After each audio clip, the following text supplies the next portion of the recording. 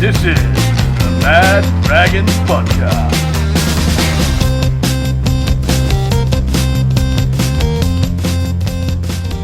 Alrighty, and welcome to Team List Tuesday for our Round 3 clash against the Broncos. We've got a small panel on tonight, so just the chosen few. And we're going to kick it off with Big T running us through the Broncos team list. We did have somebody lined up for behind enemy lines, and unfortunately couldn't make it. So you're just going to have to rely on Big T's Broncos knowledge to get you through. So yeah, Big T, what do you got for us, mate? Come with me as we go behind enemy lines.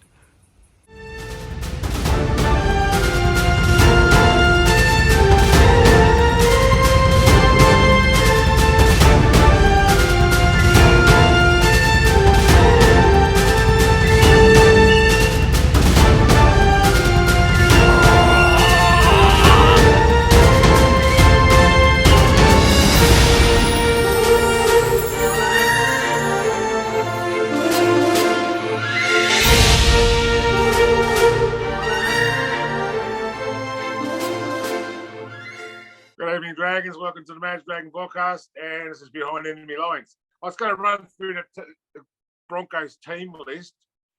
You've got Reece Walsh, Jesse Arthurs, Katoni Staggs, Herbie Farnworth, Selwyn Cobbo, Ezra Mam, Josh Reynolds, Payne Haas, the coach's son, Capewell, Ricky Carrigan, Corey Pakes, Keelan Palacia, Big Thomas, and Marty. I'm going to say Tapau. I reckon he should change his name back to Pow. We did have a young lady lined up to come on, but she's just disappeared out of Facebook world. But I'll just go through. Broncos team, they've got strengths all over the park. They've got massive running centres. Their wingers are big. Even Jesse Arthur's replacing Corey Oates. Corey Oates is a good player. Jesse Arthur, I think he's a bit quicker. Their halves, Ezra Mam, Josh Reynolds, two strong players. Forwards are big and strong.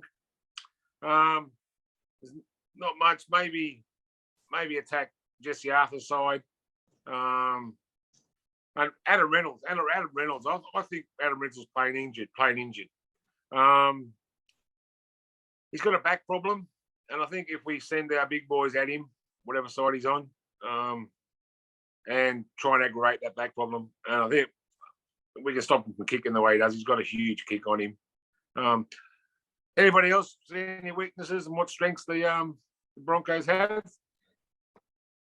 Yeah, well, I think for me personally, they've been playing some bloody awesome footy the last couple of weeks. So I've been really impressed with that. They've been getting around and against like semi-decent opposition too, I think that we're really going to have to be on our game to really give it to them. But I think speed's probably going to be the key where we're going to get them. If Sloan and Bard and those sort of guys can really be on, I think that's going to make a massive difference. And I think Little too, after what he showed last week, I think he can make a huge difference as well. That's just that, that play out of dummy half that we haven't seen out of the Dragons, and it really ignited our attack. That's going to be a huge difference between what the Broncos are going to be expecting of us to do and what we actually go out and do. I think hopefully we can really give it to them. It's going to be a tough one, but I was going to ask Sabrina what her best Broncos memory against the Dragons was, and I was going to tell her mine. I said apart from the 2018 semi-final where we absolutely trounced them. I think it was 2003. We went up there last round 26, and we played the Broncos up there. And Mark P. Riddell kicked the ball from about 60, 70 metres from the sideline. It was a huge kick, and he's put it over with his arm in the air, like he used to be. On your big air. But that was an absolutely sensational match. I remember that fondly. It's a really good game. Do you guys have any Broncos memories? Anybody? Matthew? I think Matt and Chloe are on mute at the moment. They are. Yeah, for me, my Broncos memories aren't good at all. Mine are 92, 93 grand final, and True. Yeah. yeah, my grandparents actually used to have a unit up in Queensland on the Gold Coast, and we used to holiday up there a bit as a family. And I was actually up there for, I think it was the 93 grand final. I was a bit of a young tyke back then, but yeah, I remember that vividly. In the high-rise apartments, and everyone around had, Broncos colours hanging off their balconies and balloons and streamers and all this sort of stuff. And we would have been, one of the only sort of Dragon supporters up there, and that loss, that really hurt, But That was it. and being a young kid, yeah. I've forgotten that, Ben. I've forgotten it. Gone, mate. Gone out of the memory. I never forget. And being a young kid, I was in tears after losing, especially 2 years in a row, making it to the grand final, playing the same squad and getting done twice. Yeah, that really sucks. So hopefully we really give it to them this weekend. What about you, Matty? Chloe, you got any Broncos memories you want to relay? Well, Tony's basically gone through my two favourite games, the 2018 semi and the round 26 in, was it 2002, 2003, whatever it was. 2003, Picky Riddell. And I seem to recall our side was absolutely decimated for that game. All the injuries that we had, we were supposed to get absolutely trounced. And we ended up winning by one thanks to Piggy Riddell and that massive boot of his. Yeah, 26-25. That was a good memory. Well, anyway, let's move on.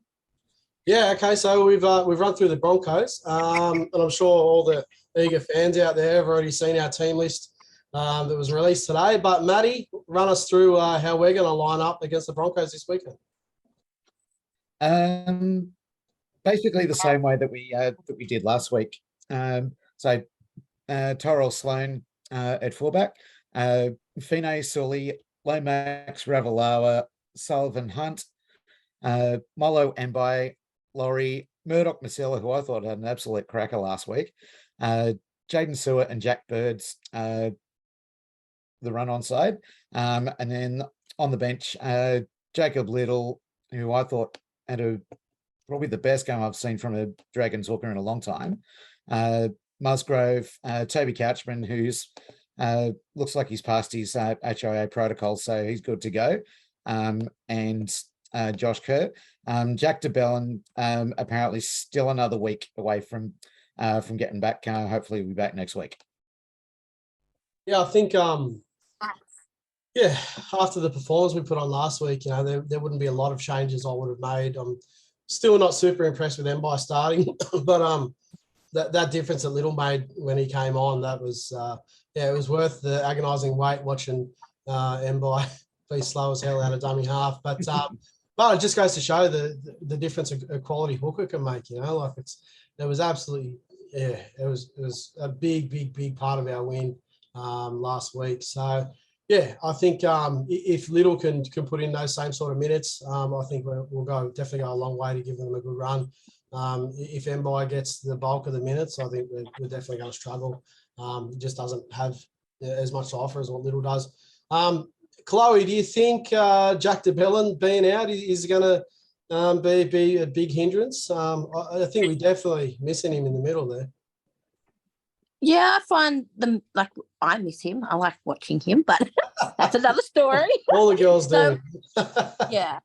Anyway, this is professional. So I think we do, but I think that what I saw from the boys last week, I was really impressed. And what's irking me today is why is Little not starting? He did brilliant last week, and Mumbai's on there the first 10 minutes, and then but I love the speed when they were passing the ball, the speed, and that's how we got most of our tries and the try assists. So I hope Jack's all right, but I think all the guys are working together, which is great, and fast play. And against those Broncos up there, we need to be more faster and more endurance and speed. So yeah, I'm looking forward to it.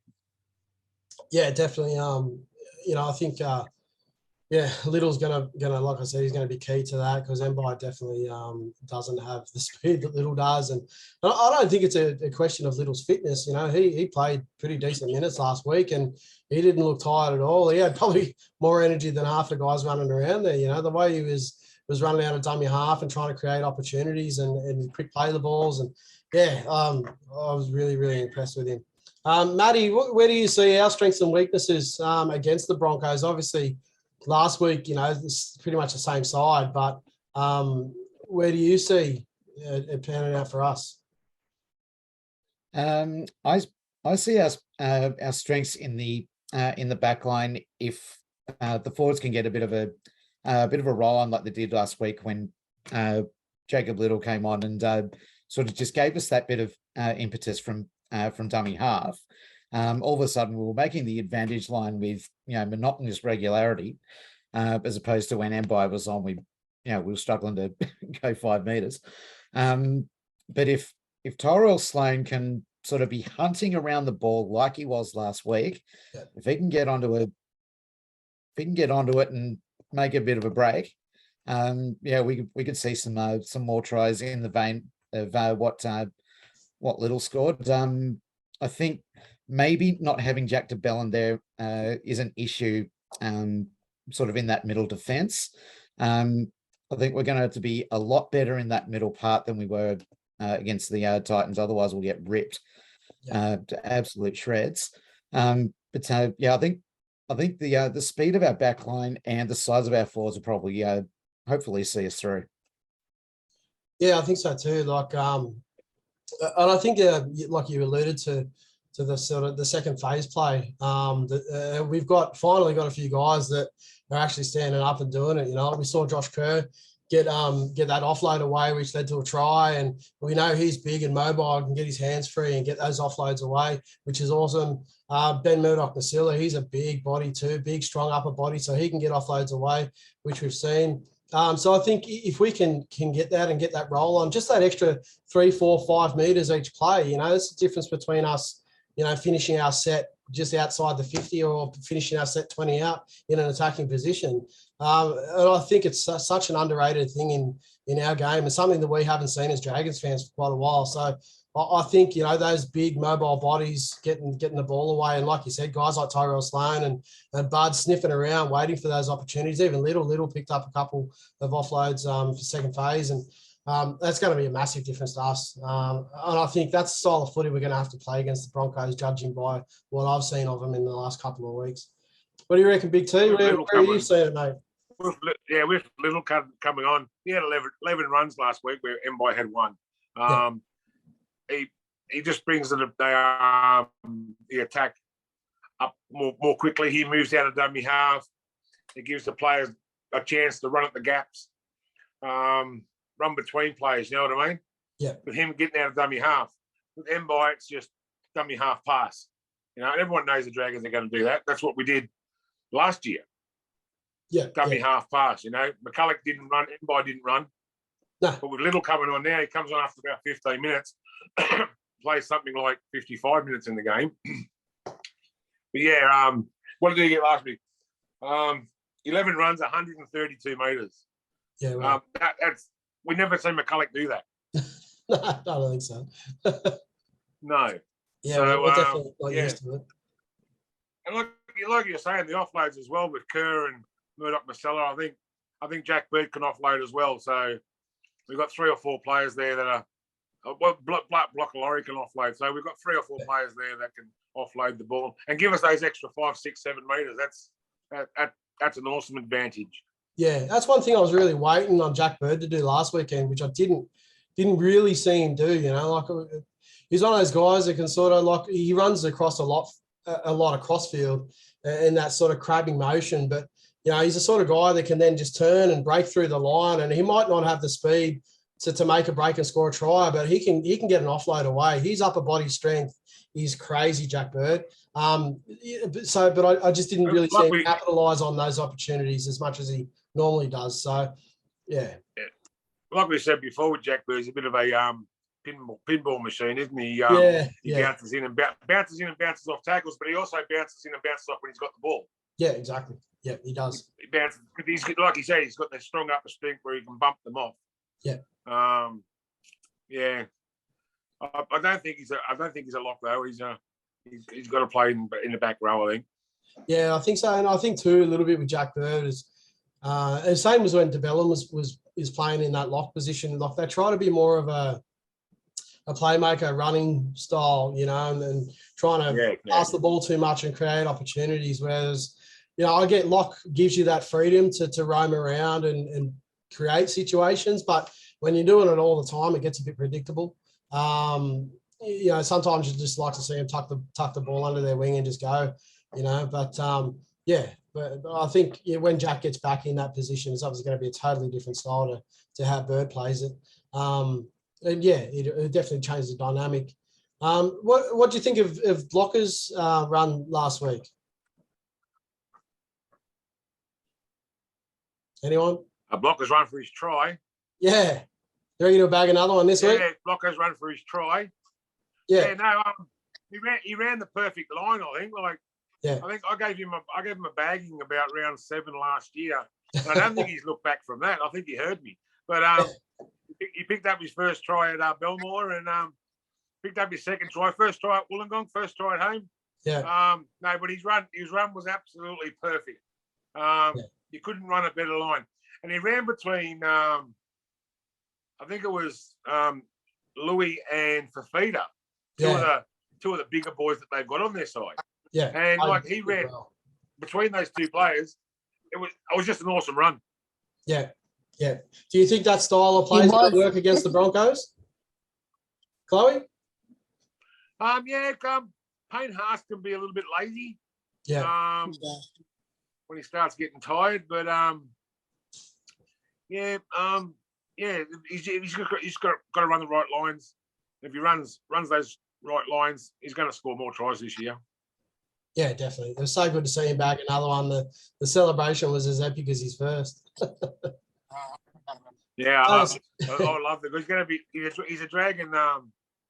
He's a Dragon icon at the moment, isn't he? Oh yeah, he bleeds red and white. I love the passion he's got for the club, and like I obviously wasn't on Sunday, but a huge thing that impressed me with Blocker was I was at the game obviously, so I watch a lot of what happens off the ball, and like his first stint was probably a solid 30, just over 30 minutes, 32 minutes, as opposed to his normal 20, and he ran himself ragged. He was absolutely exhausted when he came off. And that's awesome. That's what you want to see. You want to see the guys going out there and giving it their absolute all. And Blocker does that every time, and absolutely love him for it. We've just had Jesse and Muzz has also jumped on. I said on Sunday, I love. Yeah, sorry, was that what were you saying? I was saying on Sunday that he probably ran about the same meters off the ball as he did on the ball. Yeah, he does. He does with all his decoy runs.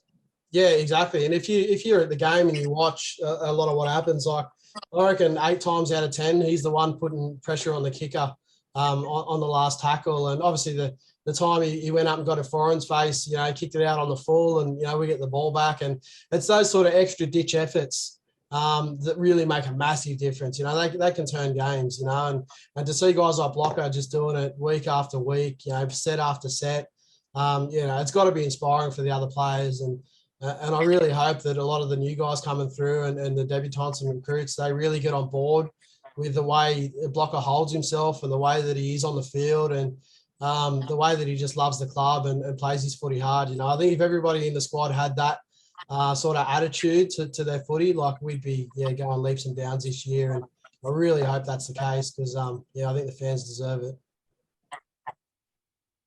Jesse. Another big thing for last week.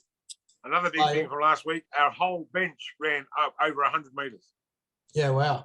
Yeah, that'd be the first time that's happened in a long time. Oh, long time.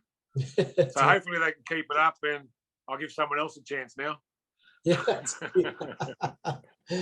Well, while we're on team lists, I think the officials for the game, Matty, are you across that? I know we definitely don't have bloody numbnuts from last week, that's for sure. Matty, you're on mute. Okay. So I did have a brief look at the officials, and in good news for the Dragons, we've got our old mate Peter Goff, who actually got the most winningest record under. So that's an absolute relief from having that absolute idiot Sutton. If we can ever get the referee's boss on here, I'm gonna ask him if he could possibly not give Chris Sutton any more Dragons games for the rest of his career, because he absolutely bloody hates us. He tried to kill us in that first half and then realized it wasn't going to happen. Yeah, it's funny. Like there was a couple of games at Cogra last year where we had him, and the fans were rowdy. Like he just does not give us anything. And yeah, at the end of that first half, I was surprised he even made it back to the sheds.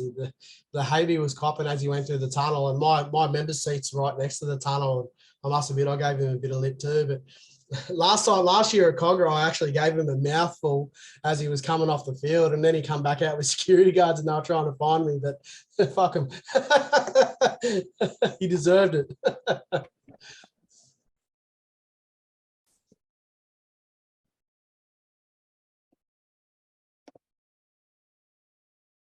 So, Benny, you're talking about the passion that the big blocker has for the club. There's someone else that I think deserves a bit of a mention in the passion department, which is Jacob Little. He put on his Instagram after the game that what a privilege it was to pull on the red V, and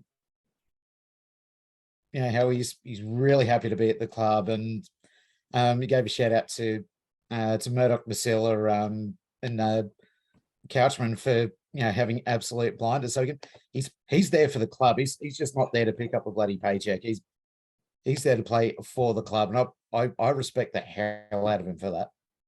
Yeah, no, like we've had this conversation before on the VOD about what the red V actually means to the players. Like, are they just collecting paychecks? Is it just a job for them? Does the history of the Dragons actually mean anything to the players? And sort of hearing that sentiment from Little, you sort of think in your mind, like a lot of kids grew up wanting to play for the Dragons, because of the stature of the club and our history and our accolades. And you don't really hear about it too much these days because it's a modern game, and I think a bit of the history of the older teams is going away. But to hear that from a guy like him, definitely means a lot. It's awesome to hear. Awesome to hear. Yeah, I'd love to ask the whoever we get for behind the lines, behind enemy lines for the Tigers game. I might just point out Little and Murdoch Masilla and ask them if they've got any other players they want to get rid of, except for Luke Brooks. I can keep him. That's it. Yeah, we definitely seem to be getting a lot of the ex-Tigers coming through. But maybe Hook has a few friends at the Tigers, and he gets the goss early and can get in the contract negotiations before the other clubs. But Jesse did have someone lined up for behind enemy lines, but that sort of fell through. Hopefully, next time we can get someone on. But I think another thing that Jesse suggested that we talk about is multicultural round, which is obviously this weekend is what's happening. So Jesse, if you want to unmute yourself, mate, and give us a bit of your thoughts on multicultural round, where are you at with it, mate? What do you think? I think it's a good thing. Recognise the cultures of every player in the NRL, both NRL and NRLW. Support to recognise the cultures of different people and the different players. Doesn't matter what skin you are. Obviously, there's been that controversy with Latrell Mitchell the other night about his racial slur. But yeah, people need to recognise that they come from different culture and race. Doesn't matter what you do, where you are, and you just got to respect everyone's culture. Everyone has different sets of beliefs, different sets of cultures, and people have to recognise that. And we're all part of one world, and that's good. The NRL is getting behind that. Yeah, and you go back to you mentioned the Latrell Mitchell thing. Yeah. And that was a kid that said that, and I think a lot of people in the rugby league world, and especially with all the LGBTQ whatever stuff, and you often think that a lot of the old school people, the older generation, have those sort of mentalities set in their mind about racism and black and white and all that sort of stuff. But to hear a young kid saying stuff like that, I think there's definitely a lot to be learned, and having rounds like this, multicultural rounds, and learning about different cultures and where people come from and what they stand for is definitely going to go a great way in helping people understand who they are and where they come from and why they do what they do. So I think it's an awesome thing. Anyone else want to weigh in on that?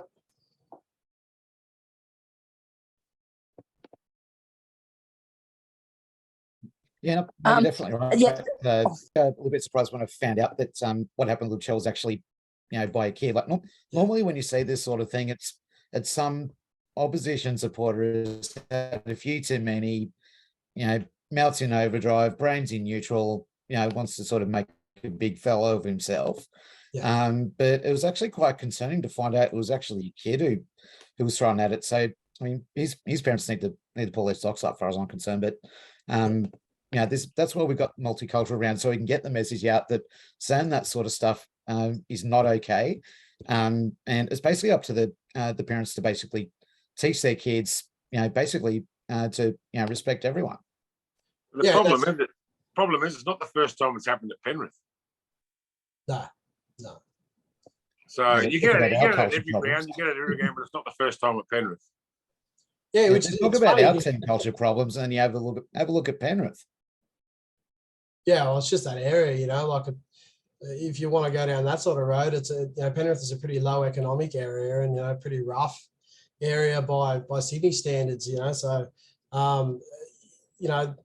not to be sort of racist myself, but there's a lot of multiculturalness around the Penrith area. So you think that those fans would be more accepting of people from different races and different backgrounds and different situations. But yeah, it seems to be the Penrith bogans now, like they used to be, the Cronulla bogans down on the beach there, and it seems to be, all the Westies out at Campbelltown, but now it seems to be Penrith that are taking the cake.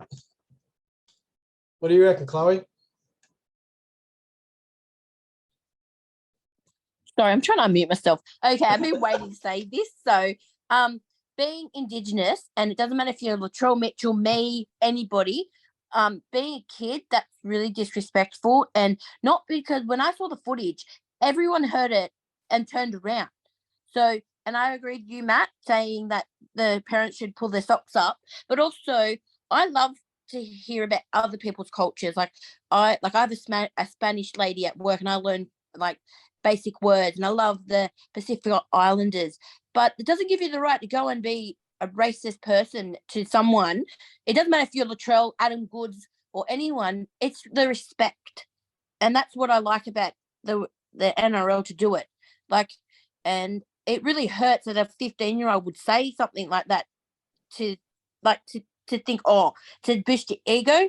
I would love that 15-year-old to go to Redfern and talk to Latrell, Cody Walker, everybody, and just have a little chat to talk about the First Nations people. Okay? Yeah, well, Nico Hines did come out and say, because obviously this kid's going to be copping heaps if he gets named publicly or whatever happens with it. So Nico Hines said, look, instead of naming him publicly, let me take him out into the Indigenous community and sit with him and teach him and expose him to our culture and what it means to them, and I think that's a great idea,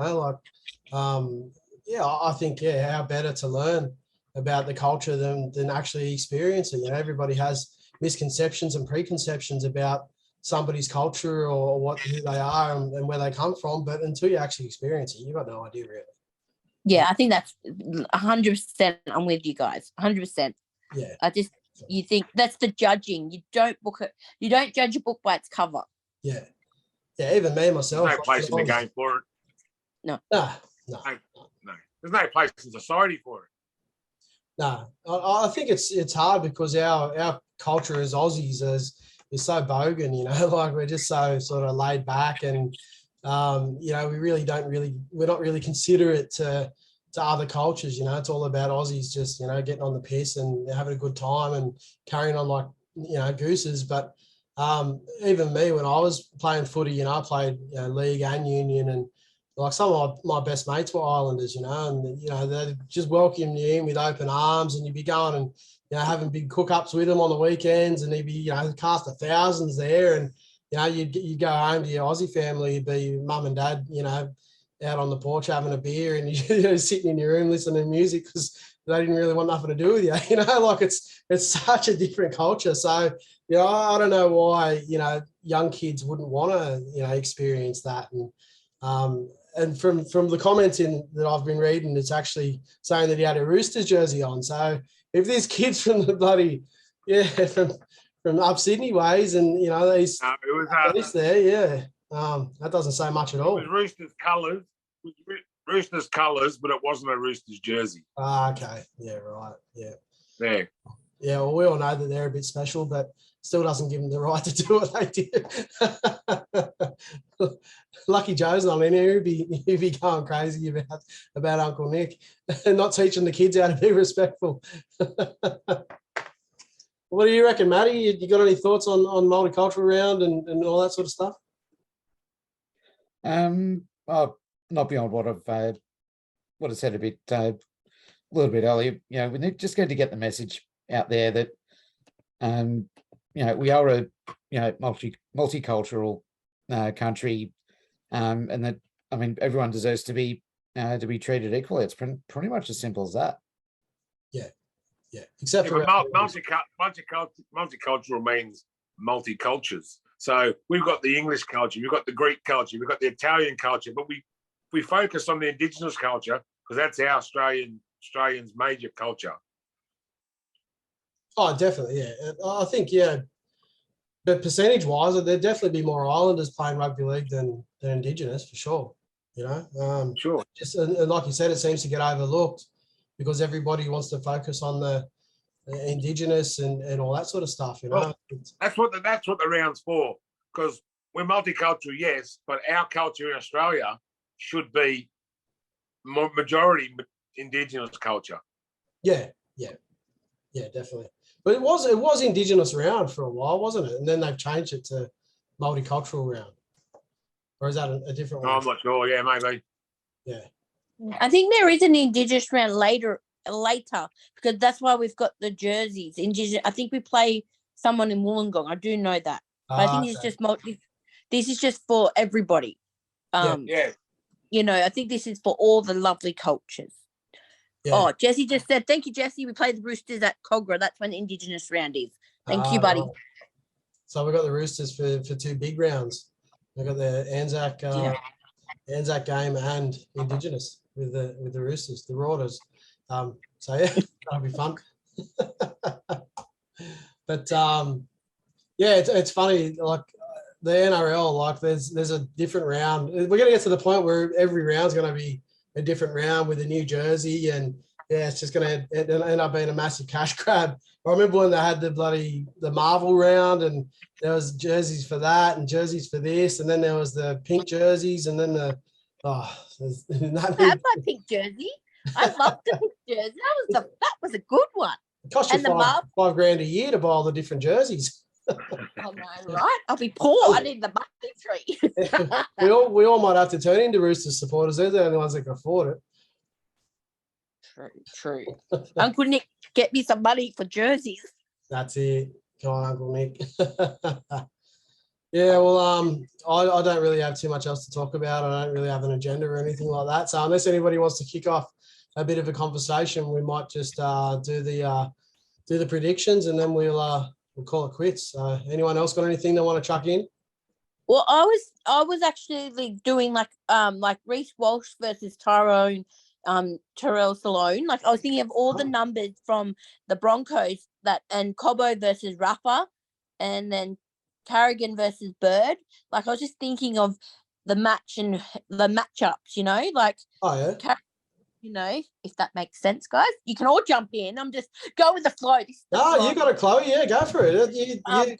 You shout them out, and we'll see who wins the comp. We'll have a red Yeah. corner and a blue corner, and see who comes out on top. Because I think the speed of like Walsh and Stallone will be interesting. They're young, and the endurance of the like throughout the game. So, because I heard a rumor that Walsh will always watch every game of football and want to try something. So he might watch our game and then go, oh, we know, like he likes to look at the other, like number one. So that'll be interesting when we play them. And I actually, Stags and Sully, I think that'll be a good game, a good match as well. But I think Stags is up against Lomax. Yeah, they swapped sides back again, apparently. Oh, did they? Oh, They swapped back the other way. No, Sully and Lomax were both sort of named in their normal numbered jerseys last week as well, and they switched. They were, I think maybe just want to keep them guessing. I also look at team list. Looks So, playing games. Look out! If it's Lomax versus Stags, that's going to be a good matchup. They're both strong young players. Yeah, that's what I was thinking. And the kicks, like, as well. Anyone else would like to. I'm just going. No, keep going, Chloe. You're doing good. Oh, there's matchups all over the park, Chloe. Yeah, I know. That's what I was thinking. Like, I just, I just had the 13. Yeah, Carrigan. I've seen he's very good in the spine as well, and he's versatile like Bird. But Bird can go anywhere as well. Like he could change with Little, and that's what I like about Bird. If someone's falling behind, he can just jump into that spot as well. But yeah, it's going to be. We just need to keep our speed and our tackles. Like we've got to just keep. The first 10 minutes of the Titans game was a bit soft, but the speed led up, so we were able to. So it was great. So we just need to continuous speed and running and everything. So yeah. So that's it. That's all your matchups you got for us. You don't want to run through every single position. I got the top 5. I was like, that could be another segment. That could be another segment next week. That's it. So what about the benches? Who do you think's got the stronger bench? Because I think bench is going to be crucial in this game.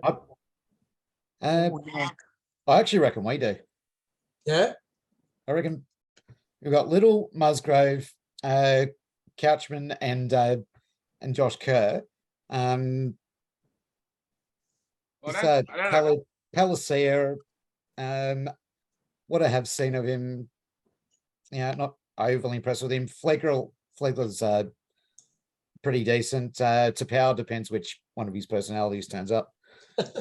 This number 14, Corey Pakes. I reckon Little's probably got the jump on him based on what I saw last week. But no, I reckon our bench is slightly stronger.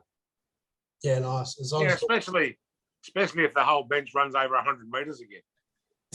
Oh yeah, that's massive. Oh, that's just massive. That's a massive effort from our bench last week, and I hope they can continue it and do it again next week. Oh, do it again on Saturday, isn't it? Saturday, yeah. Saturday, 7:35 kickoff. Main game. Yep, that's it. Main game in Brisbane against Brisbane. At least here's a matchup I'm looking forward to.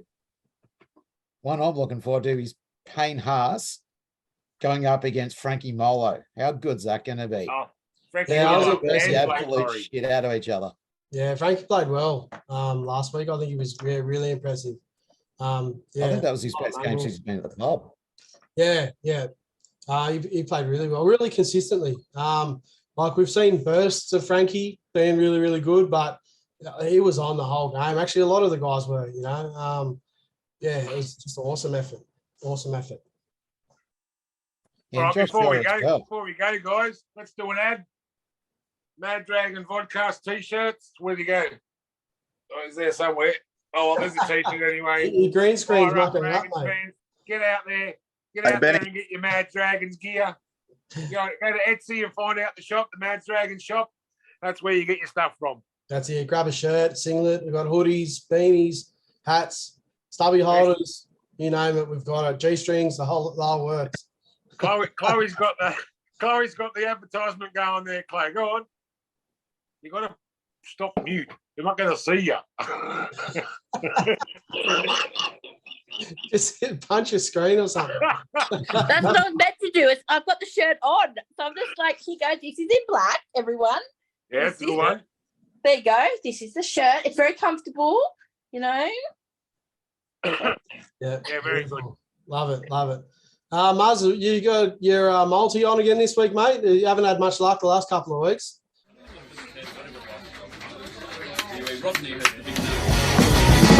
All I want, all I need, all I crave is a big multi.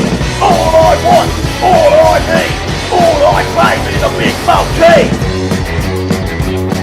London multi.